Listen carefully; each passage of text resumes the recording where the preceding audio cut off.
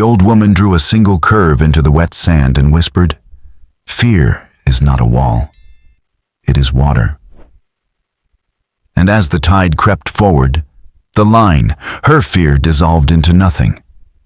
Sauber, what if your anxiety, the thing you've battled for years, isn't something to defeat, but something that simply needs to move through you? Tonight, let the tide inside you change. Listen, little wanderer, before we begin the story, I want you to notice one simple thing. You are here, now, and you do not have to do anything else. There is no task to complete, no message to answer, no problem to solve. Just this moment, just this breath.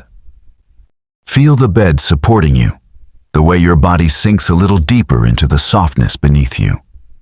Let your shoulders become heavier, as if someone has gently placed warm sand over them, and the weight makes it impossible for them to stay tense.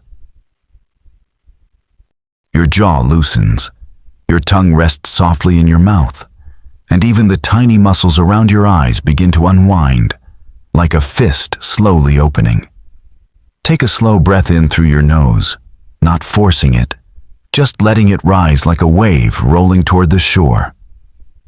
Feel the coolness of the air as it enters your nostrils, the slight stretch in your chest as your lungs expand, the gentle lift of your ribs. Then let the breath fall out, like water draining back into the sea, soft and quiet, carrying with it a little of your worry, a little of your day. Again, gently, you breathe in. Maybe you notice a tiny sound in the room, the hum of a fan, a car in the distance, or the soft rustle of fabric as you move just a little. These sounds do not disturb you. They remind you that the world goes on outside, but you are in a small, protected space, like a lantern-lit room in the middle of a dark, quiet mountain. As you breathe out this time, imagine the weight of the day dripping off your body, sliding down from your temples, your shoulders, your chest, down your arms and legs, and finally melting into the bed. Your thoughts may still rush around, like birds fluttering in a tree after a sudden noise. That is all right. You do not have to chase them away. Just let them flutter, and notice that slowly, with each breath, they grow quieter, as if the sky inside your mind is turning from bright afternoon to gentle twilight. The colors fade into soft blue, and the edges of everything become blurred and kind. Your hands, wherever they are resting, feel a little warmer now. Maybe your fingers curl slightly, relaxed, as if they are holding an invisible cup of tea, calm and steady. Notice your belly rising and falling, without any effort from you. Your body knows how to breathe. It has been breathing for you all day, without asking your permission. You can trust it to keep going as you drift. There is nothing to control here. You have spent so much time trying to control, haven't you? Trying to control your schedule, your emotions, your future, the way others see you. But here, in this moment, those threads can fall from your hands. You don't have to hold everything together. You can set it down, just for tonight.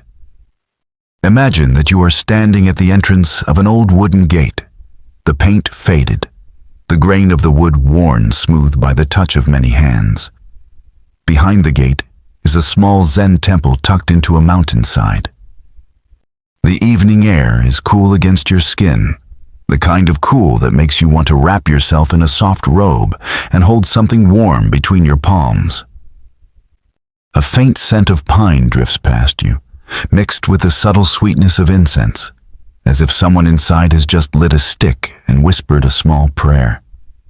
You reach out and touch the gate. No, the wood is slightly cool, slightly rough under your fingertips, a little uneven, like a palm with lines etched by years of stories. As you slide the gate open, it doesn't creak loudly. It moves with a soft, tired sigh, like a door that has opened for many lives before you. Inside, the path is made of flat stones, some of them damp, with tiny beads of water clinging to the surface. Moss grows between them, thick and velvety, and when you look down, you can almost imagine what it would feel like to step on it barefoot, how it would cushion your weight, how it would feel cool and alive beneath your feet. Above you, paper lanterns hang from a simple wooden beam. They glow with a warm, amber light, not bright, just enough to turn the darkness into a gentle dusk. The flame inside each lantern flickers slightly with the movement of the air, making the light tremble over the stones and the surrounding bamboo. You can hear the whisper of leaves, the soft clacking of bamboo stems brushing together when the wind moves through them. Somewhere deeper in the temple grounds, water flows. A small stream, perhaps trickling over stones, the sound soft and continuous, like someone whispering a lullaby to the earth. You follow the path slowly, each step quiet and unhurried. There is no rush here. Time has a different shape in this place. You feel your thoughts slowing to match your steps. As you walk, you pass a simple stone basin filled with clear water. A bamboo ladle rests across the top, its pale surface smooth and slightly worn. If you imagine your worries as dust gathered on your skin, this is the place where they can be washed away. You dip the ladle into the water.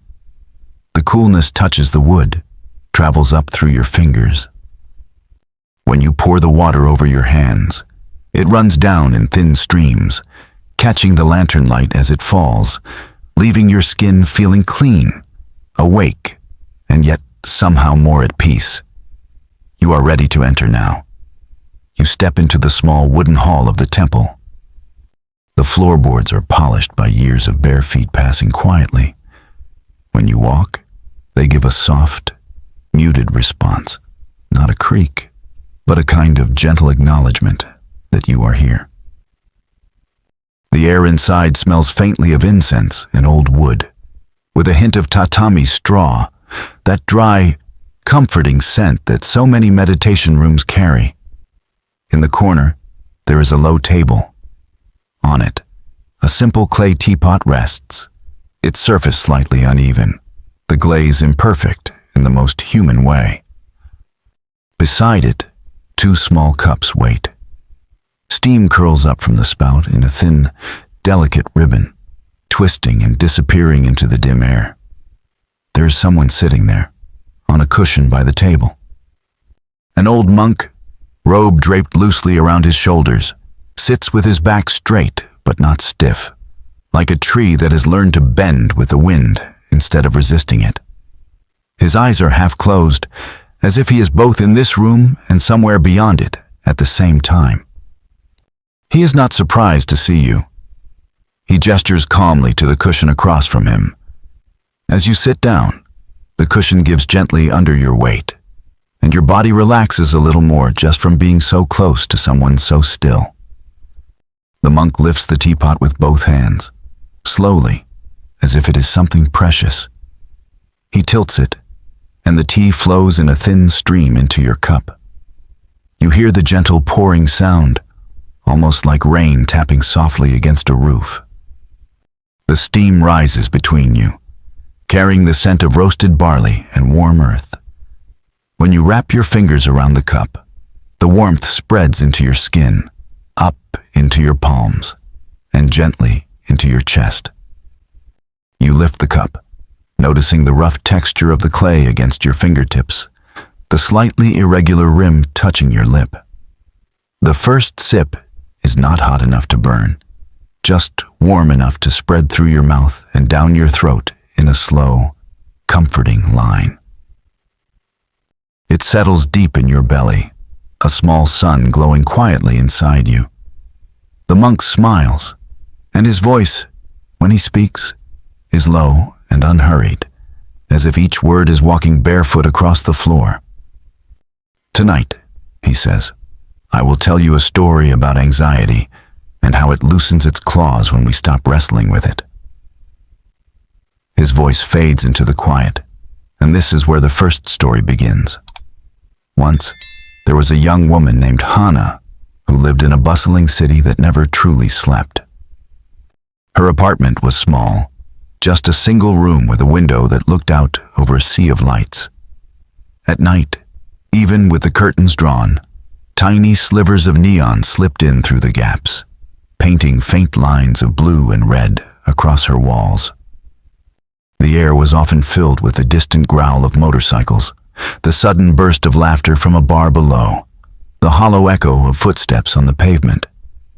Hana's bed was pushed up against the wall, the mattress a little too firm, the pillow a little too thin.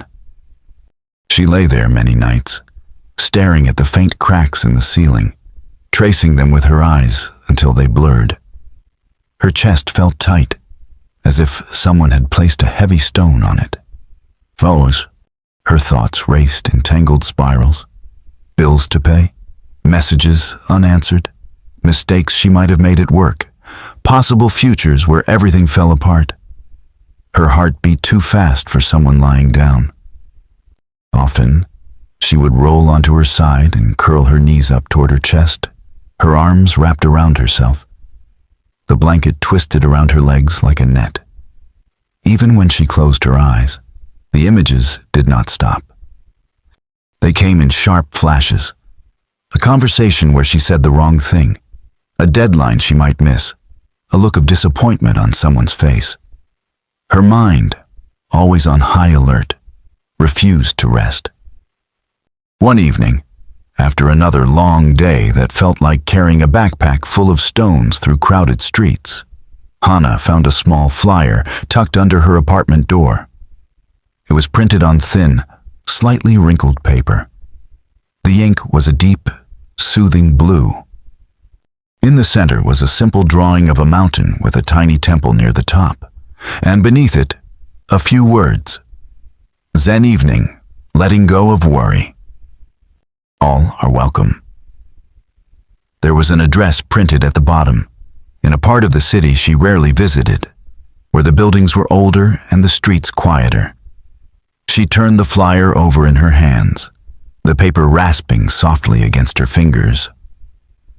A part of her wanted to throw it away, to stay with the familiar routines of scrolling, worrying, and trying to fall asleep. But another part of her, small and tired, whispered, "What if, just this once, I go?" The following evening, Hana wrapped herself in a light jacket and walked through the streets as the sky shifted from gold to deep blue. The city lights began to wake, one window at a time. She felt the coolness of the air against her cheeks, the slight sting in her nose as she breathed in. Cars passed by, their headlights sliding across her like brief, silent waves. She followed the address on the flyer and eventually turned into a narrow side street she had never noticed before. Here, the pavement was uneven, and small tufts of grass grew in the cracks. The noise of the main road faded behind her, replaced by the distant drip of water from a gutter and the soft murmur of a radio playing from an open window somewhere above. At the end of the street stood a small, old building with a wooden door and a hand-painted sign, Zen Room. The letters were slightly crooked, charming in their imperfection.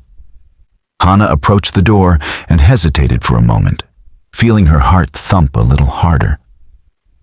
Then she placed her hand on the handle. The metal was cool under her fingers. She took a breath and stepped inside.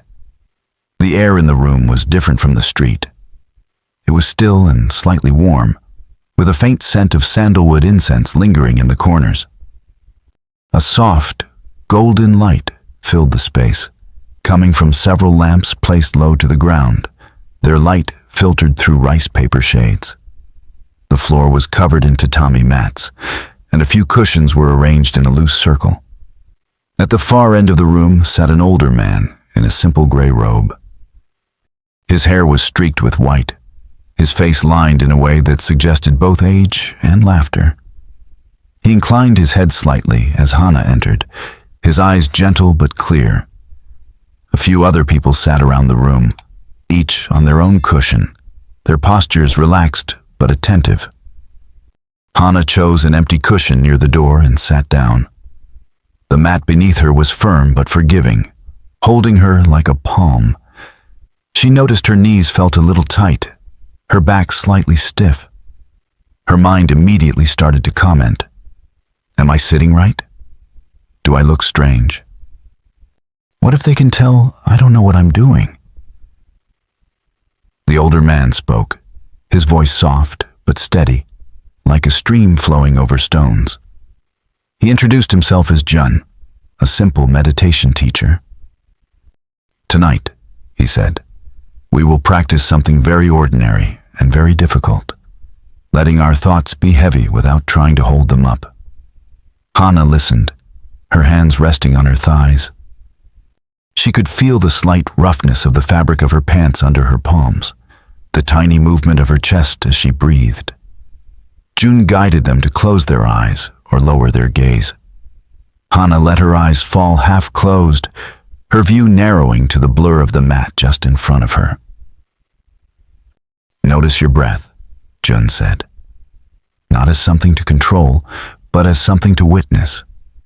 It is like watching a child sleep. You do not shake them awake or tell them how to dream. You simply sit beside them and watch. Hana tried to notice her breath, but her mind, loyal to its old habits, immediately jumped to worries. Did she send that email? What if she forgot something at work? What if sitting here was a waste of time? Her chest tightened again, the familiar stone pressing down. Jun seemed to sense this, though his eyes were closed. Perhaps right now, he continued, you feel many thoughts pulling at you. Each one saying, me first, fix me first, worry about me first. Imagine, just for a moment, that your mind is a small, crowded room. All these thoughts are like guests talking loudly. Instead of arguing with them or pushing them out, open a window. As he spoke, Hana imagined it. In her mind, she saw a small room, messy with scattered papers and buzzing lights. A window on one wall was painted shut. Carefully, she imagined lifting the lock, pushing the window open. Cool air flowed in, carrying with it the smell of rain and leaves. The noise in the room did not vanish, but it softened, the harshness of it dissipating into the open air. Your anxiety, Jun said, is not a monster you must defeat. It is a tired child pulling at your sleeve, saying, please look at me. Please notice I am scared. You do not need to make the child disappear. You only need to kneel down, look into their eyes, and say, I see you. You can sit beside me while I breathe. A warmth rose in Hana's chest, mingled with a sting behind her eyes. She pictured a small version of herself, shoulders tense, eyes wide. In her mind, she knelt down, placed a hand gently on the child's head, feeling the softness of the hair under her palm. You're allowed to be afraid, she whispered silently. We can be afraid and still breathe. Jun led them through a simple rhythm.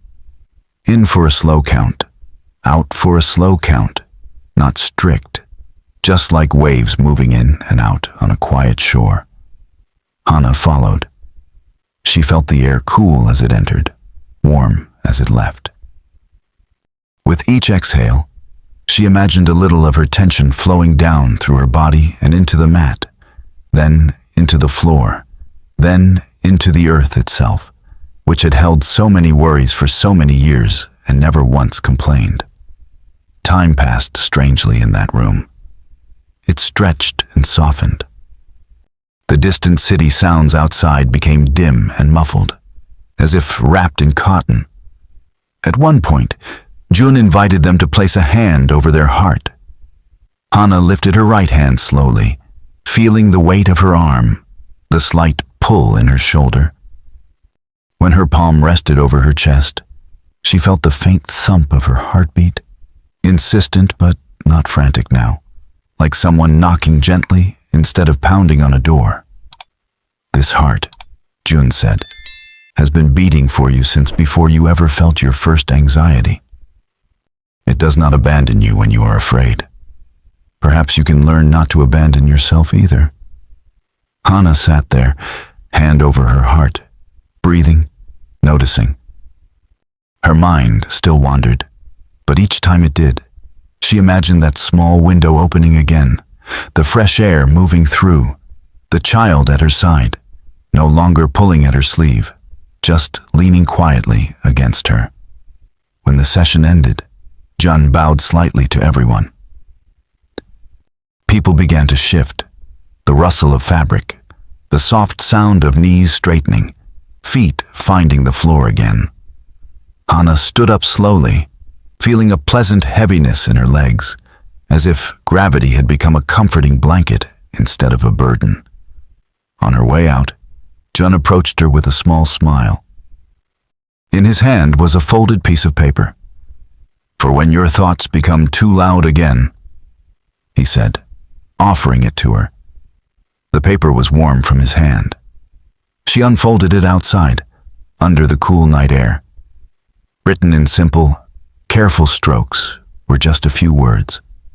"You are not your storm. You are the sky that holds it." On the walk home, the city looked slightly different.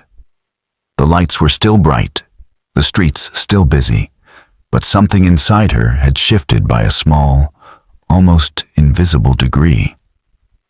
When she reached her apartment, she went through her familiar motions. Keys on the table, shoes by the door, lights dimmed. But when she lay down on her bed, she placed the folded paper on the pillow next to her, like a quiet companion. She felt the mattress under her, the weight of the blanket over her legs, the slight coolness of the pillowcase against her cheek. Her thoughts began to stir again, as they always did, but this time she imagined the small room, the open window, the anxious child beside her, and the wide, soft sky overhead. She placed a hand over her heart, just as Jun had taught her, and listened to the steady beat. In cool air, out warm air. No war inside. Just a sky holding a storm that was already passing. Little by little, the edges of her thoughts blurred. The cracks in the ceiling lost their sharpness. Her body grew heavier, as if it were sinking into a gentle, warm lake. The flyer, the Zen room, June's voice, the words on the paper, all of it floated softly through her mind, then drifted away like lanterns on a river at night. And as her breathing settled into a quiet, natural rhythm, she did not force sleep to come. She only allowed herself to be the sky.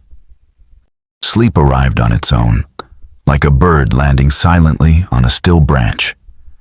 The old monk beside you in the mountain temple looks at you quietly, as if he has just finished telling Hana's story. The tea in your cup is a little cooler now. You can feel your own breath, slow and deep, moving in and out.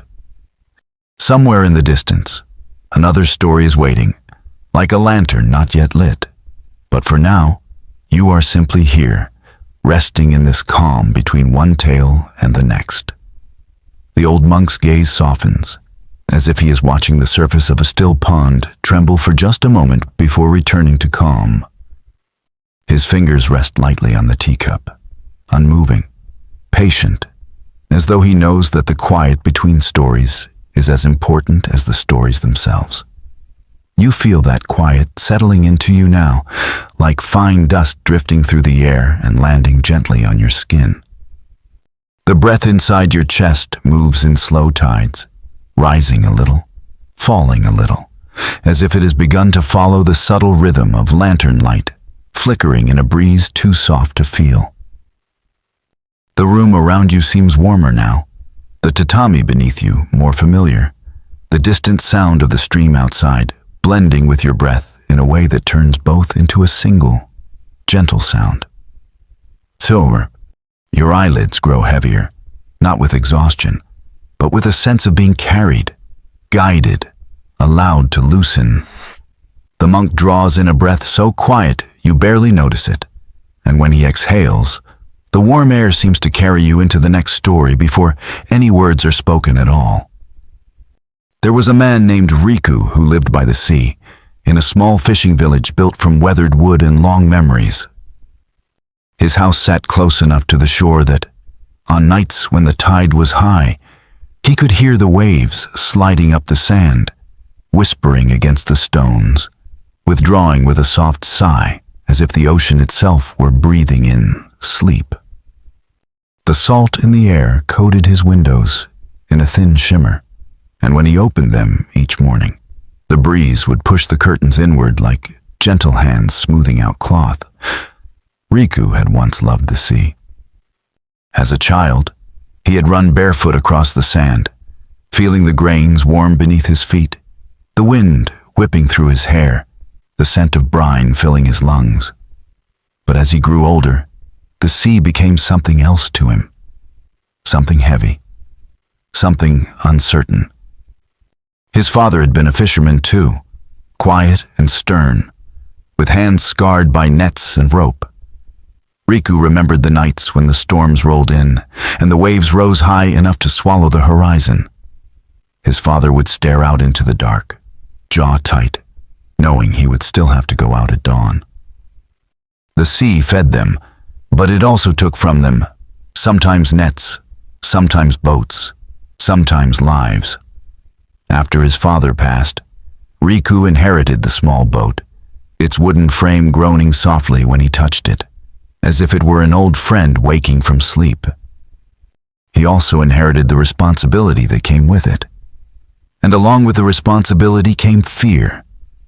Not the loud, frantic kind, but the slow, quiet kind that sits in your stomach and coils there, tightening whenever you think too far ahead. Each morning, Riku would stand on the sand with his hands in his pockets, watching the waves glimmering faint gold under the sunrise. He felt the cool mist on his skin, the wind brushing against his neck, the grit of sand shifting under his heels.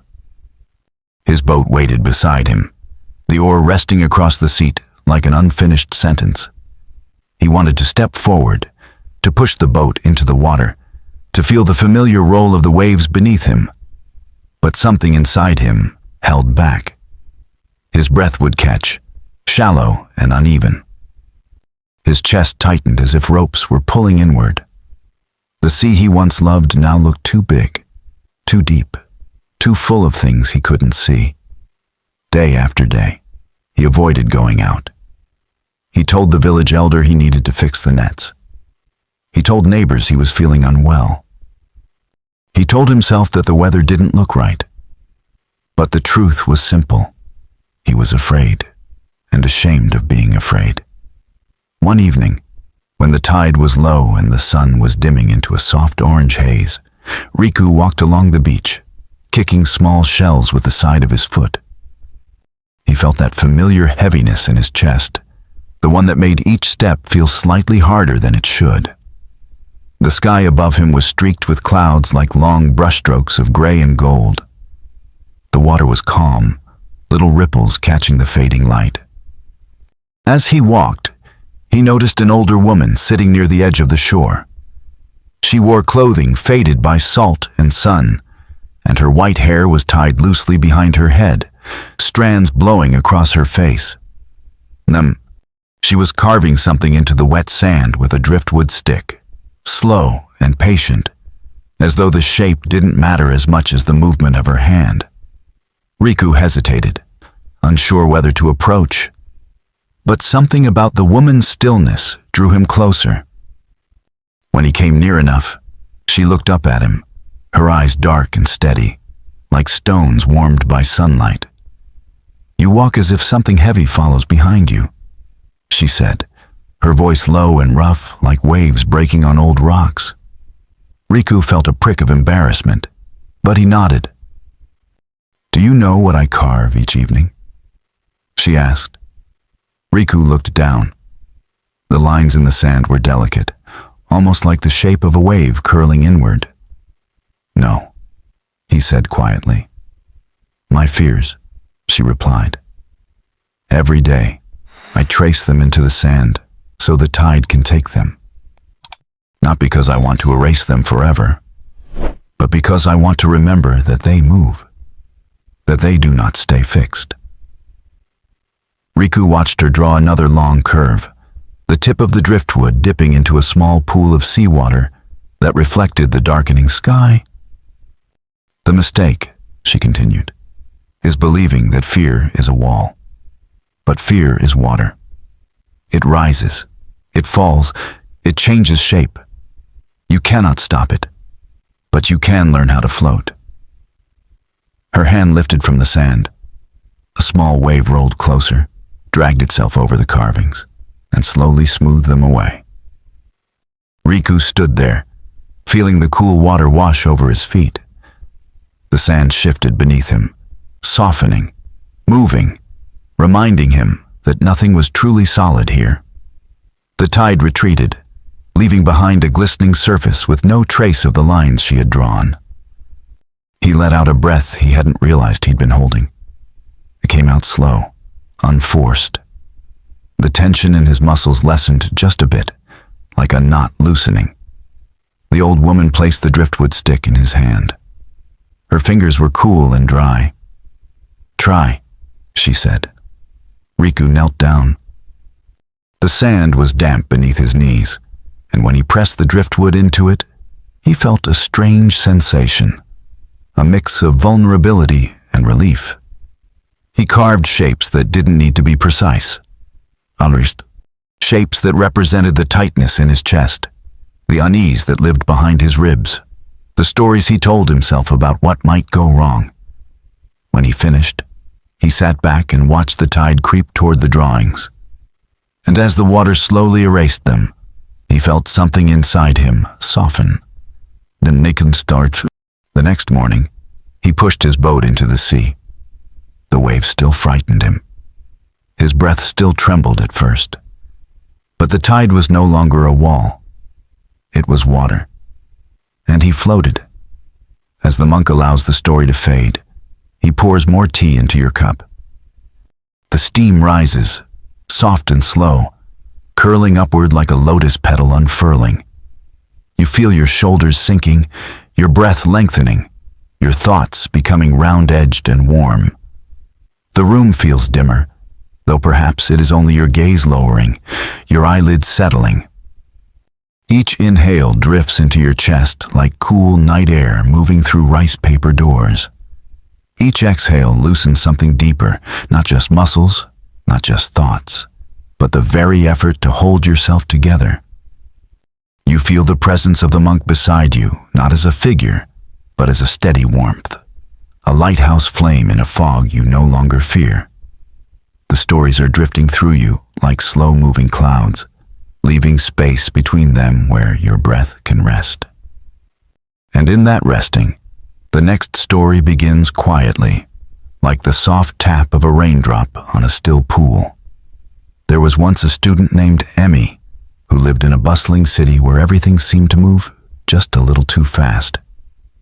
She studied at a prestigious university known for its tall stone buildings, its endless libraries, and the constant unspoken pressure that seemed to press on the chest of every student who walked across its courtyards.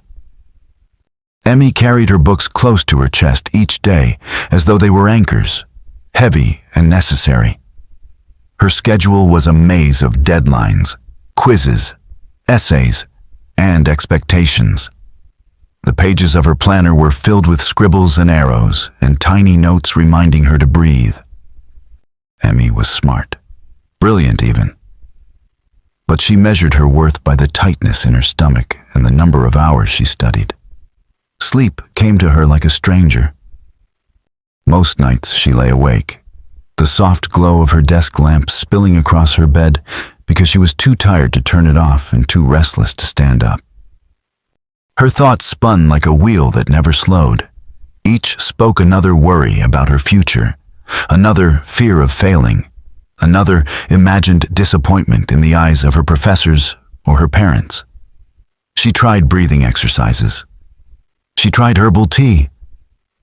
She tried counting all the bricks on the ceiling of her dorm room, which only made her more awake. Anxiety had threaded itself into her life so deeply she could not tell where it ended and she began. One afternoon, after a difficult exam that left her hands trembling and her lungs tight, Emmy wandered into the university garden.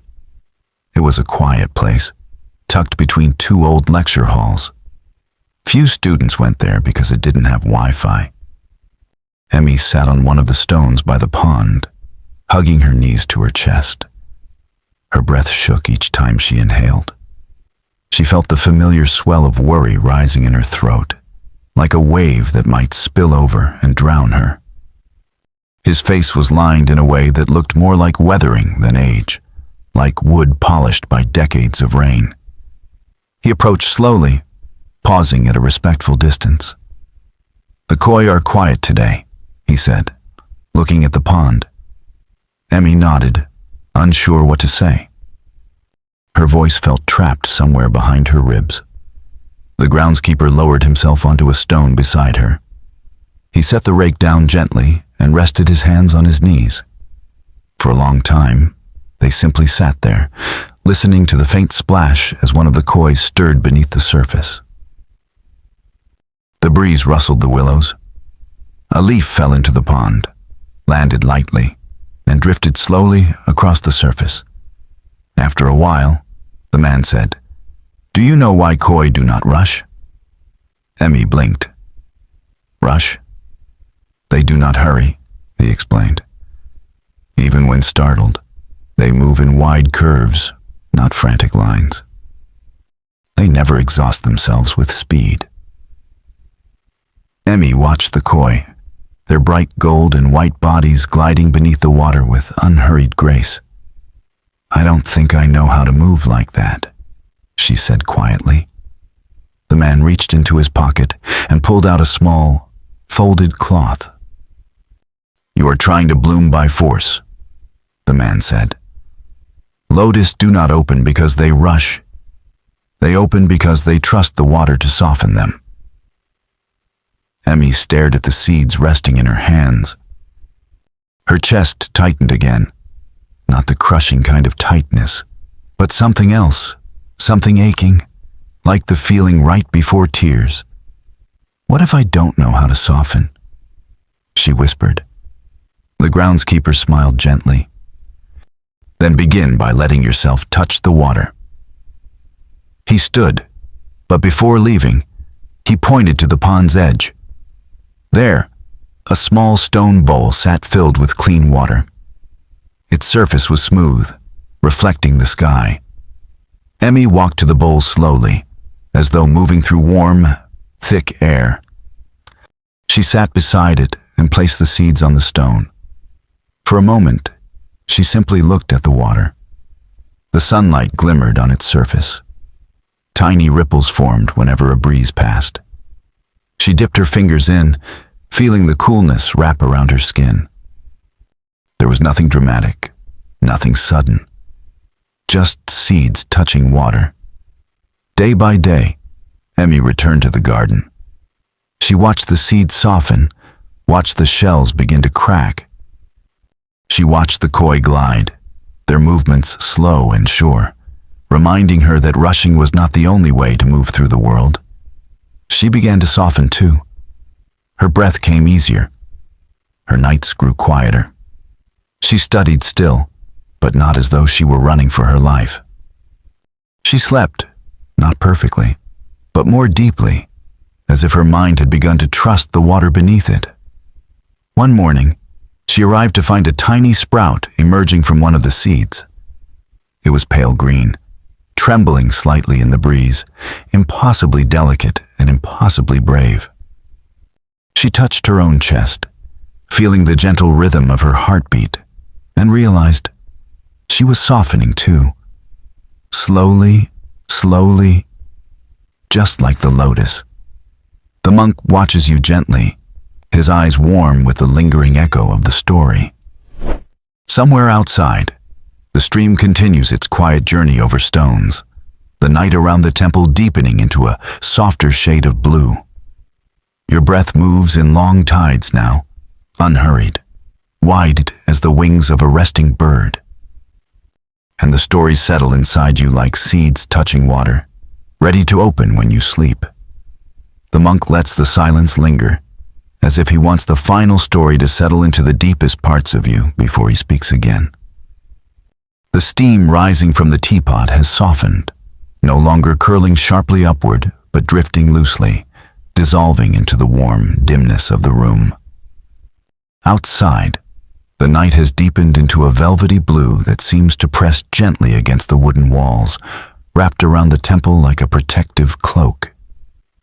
You can hear the stream more clearly now, its steady murmur blending with your breath, the two sounds slipping together until they are indistinguishable.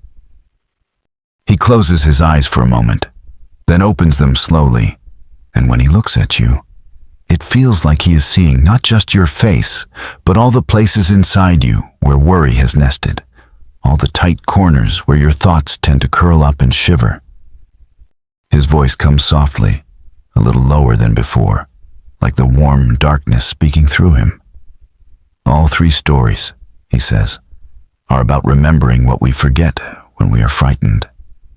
Hana learned that anxiety softens when she stops trying to silence it. Riku learned that fear moves like the tide, never still, never permanent. And Emi learned that you do not open by force, but by allowing yourself to soften in your own time. He pauses, letting the words drift like lanterns carried by a slow current. And so, he continues, your heart is not broken. It is simply tired from holding too much. Your breath is not weak. It is just waiting for you to notice it again. Your mind is not an enemy. It is a sky that has forgotten how wide it is. The warmth from the teacup flows into your palms, up your arms, settling inside your chest like a quiet ember glowing faintly in the dark. You breathe in, and the air feels softer now, as if passing through velvet. You breathe out, and your body melts downward, your weight spreading through your shoulders, your back, your hips, your legs. Everything heavy is allowed to be heavy. The monk watches your breath as though it is a small candle flame he is protecting from the wind. When he speaks again, his words come more slowly, spaced farther apart, as if each one is descending a long staircase into the quiet. You have carried your worries like stones in your pocket, he murmurs. Tonight, you may place them down. Not forever, just until morning. The path will still be there. The world will still be there. But you deserve rest before you meet it again. Your breath deepens without effort, sinking lower into your belly, expanding like warm water, filling a bowl. Each inhale enters gently, cool and delicate. Each exhale leaves heavier, slower, as though drawing tension out of your body grain by grain. You are safe, he says. You are allowed to rest. You are allowed to soften. Nothing required of you, nothing demanded.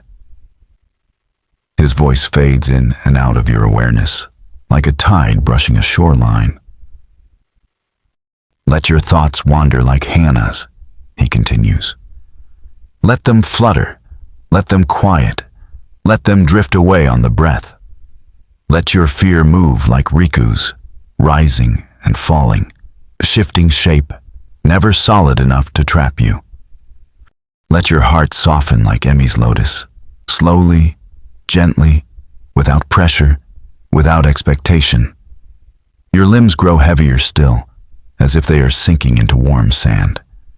Your breath becomes so slow and smooth that you barely notice it.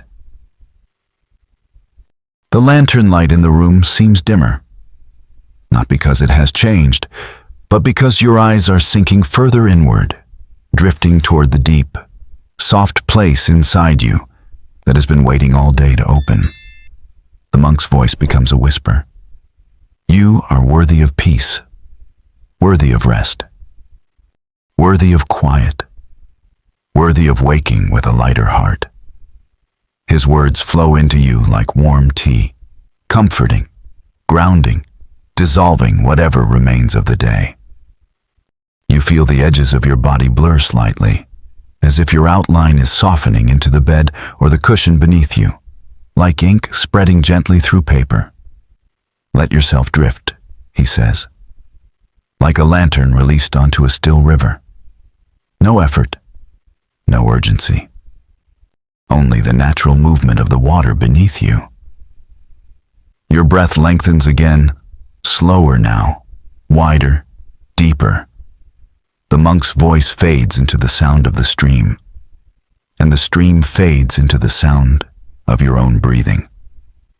And your breathing fades into something even quieter, the gentle hum beneath all things. Rest, he whispers. Rest now. You are safe. You are held. You are enough. Your thoughts dissolve into soft shapes. The stories drift through you like warm currents, settling into a deep, timeless pool. The room fades. The lantern light fades. The monk's presence fades. Only your breath remains, slow and tender, guiding you downward, deeper, toward a quiet that feels like home. And then even that quiet begins to soften, slowly, gently, falling into silence. We live in an age where the world celebrates speed, intensity, and relentless self-optimization. People wear exhaustion like a badge of honor and mistake constant alertness for emotional maturity. Yet beneath all this noise lies a simple truth. The human mind was never designed to operate at maximum tension. Anxiety wasn't meant to be a permanent companion, but a temporary signal, like weather passing through a sky. Modern culture teaches us to fight our internal storms, to silence discomfort quickly, to treat every uneasy thought as a threat. But ancient wisdom and our own biology suggest something profoundly different. The harder we push against fear, the deeper it roots itself. Resistance becomes nourishment. Control becomes a cage. And striving to eliminate anxiety often becomes the very thing that strengthens it. What if surrender, not struggle, is the missing ingredient? What if rest, not productivity, is what finally untangles the knots inside us? In each of the stories, the characters didn't conquer their anxiety by force. They softened. They allowed. They stopped performing strength and instead embraced honesty. Their healing came not through dramatic action, but through quietly changing their relationship with fear. This is perhaps the most counterintuitive lesson of all.